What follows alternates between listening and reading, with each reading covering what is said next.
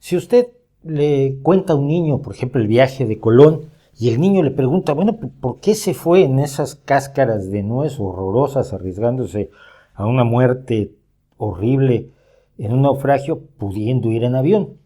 Usted le diría al niño que tiene que entender que en aquel entonces no había aviones, que ha habido un progreso material, que de hecho el mismo viaje de Colón hoy en barco se hace con ayuda de muchísimos otros elementos, de relojes precisos, de GPS, de radar, y una serie de elementos que hacen mucho más seguro el cruce del Atlántico, que permite evadir los riesgos a los que seguramente se enfrentaron Cristóbal Colón y su población, y su tripulación.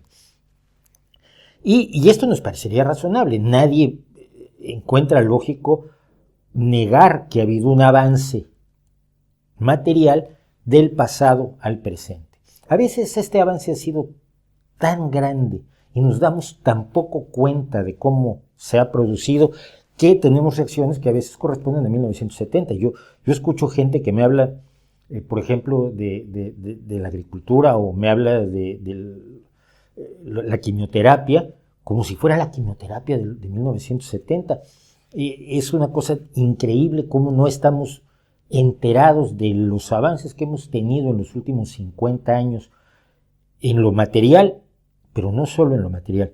Porque mire usted, si usted dice, le cuenta a alguien el viaje de Colón y él le dice, pero este era un maldito que provocó un horrible genocidio entre seres humanos iguales a él y por lo tanto es una mala persona, lo que escuchará generalmente son aplausos a su alrededor, como si no hubiera habido un progreso moral. Ciertamente a Colón el sojuzgamiento y el sometimiento de personas de otros países con menor potencial militar le parecía lo más normal del mundo. Pero ¿sabe qué?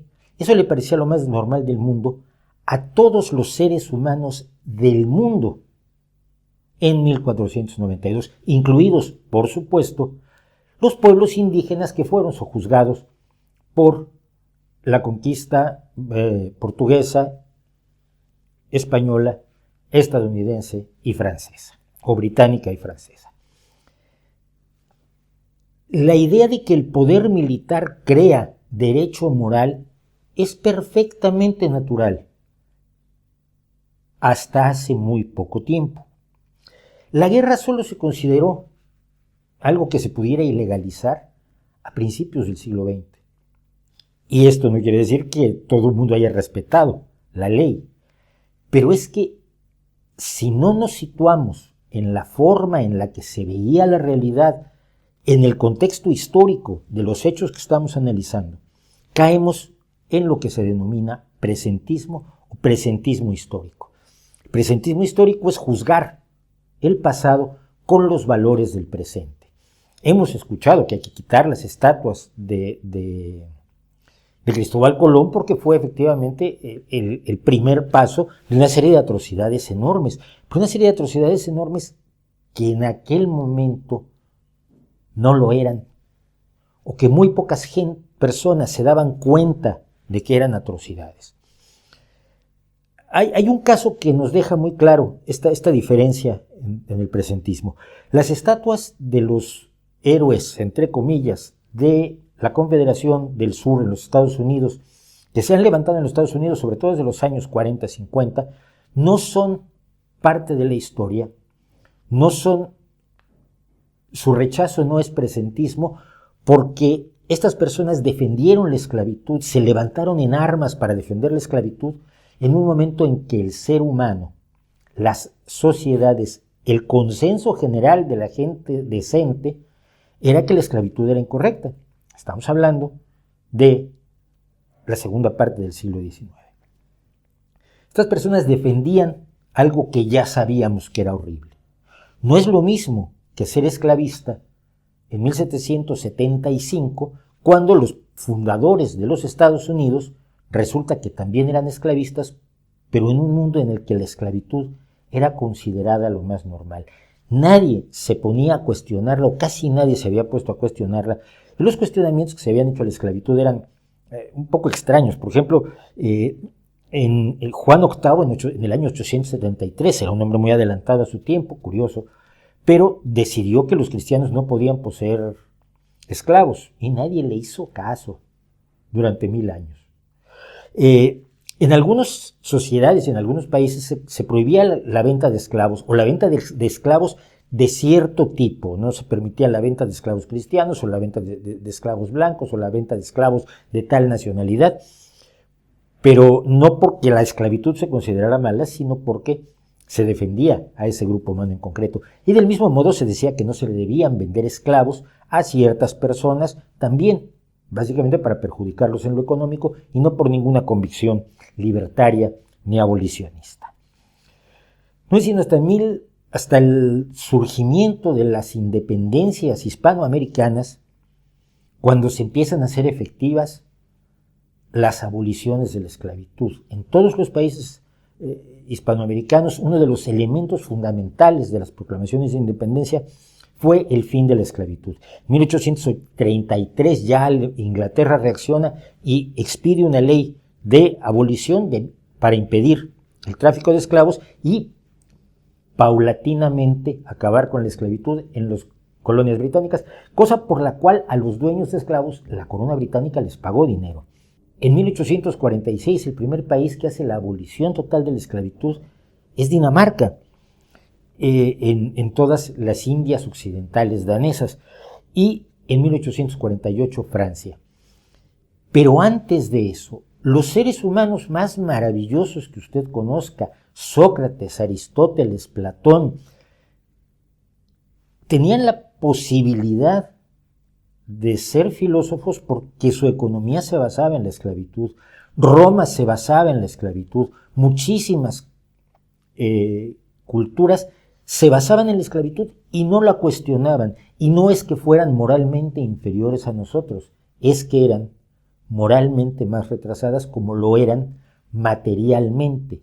Así como los griegos no tenían globos aerostáticos, tampoco tenían el concepto de que todos los seres humanos eran iguales y que la esclavitud era moralmente aborrecible. Algunas personas hablaron en contra de la esclavitud, pero el consenso social no se da sino hasta el siglo XIX. Lo mismo pasa con la igualdad de la mujer. Ciertamente hay grandes pioneras. Pensemos en Cristina de Pizan, la primera escritora profesional de la historia, cuyo libro La ciudad de las mujeres defiende la idea de que si fueran criados iguales mujeres y niños, hombres y mujeres, niños y niñas, y decía ella, si fuera costumbre enviar a las niñas a la escuela y enseñarles todos los temas diferentes que hay allí, como uno lo hace con los niños, entenderían las dificultades de las artes y las ciencias con la misma facilidad que los niños. Esto es maravilloso en 1430. Les recomiendo la novela, el libro de las mujeres, por cierto, ya la leí, pero nadie lo puso en práctica hasta el siglo XIX. La idea de que la mujer era moral, física, psicológica, espiritualmente inferior, sustentada además por las creencias religiosas de que la mujer, Eva, era la culpable del pecado original, hicieron que no se pusiera en duda la inferioridad de la mujer hasta hace muy poco tiempo. Y lo mismo podemos decir de la pena de muerte. La pena de muerte, la tortura, la humillación pública, fueron parte del castigo a las personas que cometían delitos grandes o pequeños hasta hace muy poco tiempo en todo el mundo, en absolutamente todo el mundo. Usted no puede criticar la pena de muerte antes de Cesare Beccaria, que precisamente como parte de la Ilustración es el primero que dice esto es incorrecto. En vez de castigar a la gente deberíamos tratar de reintegrarla a la sociedad o hacerla que haga que de alguna forma repare el daño hecho, pero la pena de muerte y la pena de muerte creativa con asesinatos y torturas horrorosas y provocando el mayor dolor posible en el condenado no es una idea humanamente razonable, no es moral. El presentismo histórico es un elemento del que continuamente echa mano la peor de las demagogias. La demagogia que quiere condenar el pasado en los términos del presente, la demagogia que quiere denigrar a ciertos individuos, a ciertas sociedades, a ciertas culturas completas, analizando el pasado desde el punto de vista del presente, sobre todo desde el punto de vista moral y ético del presente. Y esto es una barbaridad. Lo hacen continuamente quienes lloran por un pasado ideal que nunca existió. Lo hacen quienes condenan a personas por lo que pasó en su pasado mismo. Y el presentismo no solamente es histórico en términos de cientos y miles de años. Mire, hace pocos días moría una de las grandes figuras de la viñeta, el cartón, la caricatura política en España. Y alguien tuvo la increíble desvergüenza de decir, pero es que este personaje en los años 50 hacía chistes de maricones. Oye, y tu padre también, porque la dignidad de los homosexuales es un fenómeno tan increíblemente reciente que no nos damos cuenta de que muchos de nosotros fuimos criados en un ambiente horriblemente homofóbico, donde los chistes que se burlaban de las personas altersexuales con distintas visiones, géneros o preferencias sexuales, eran el pan nuestro de cada día. Estaban en la televisión, estaban en los diarios.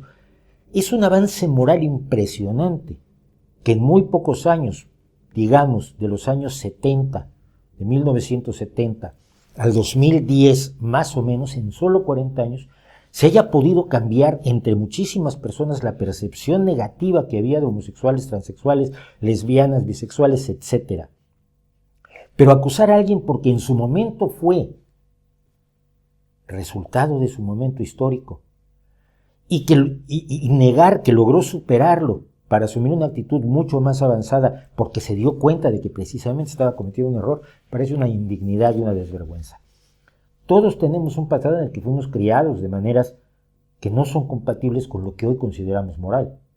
Personalmente yo fui criado cristiano, católico, apostólico, romano y excesivamente fervoroso, y es muy extraño que alguien me venga a echar en cara hoy en día, es que tú eras católico.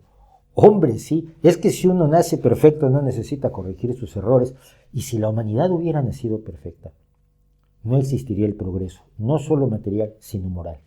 Y ha existido, y sigue existiendo, y se sigue dando.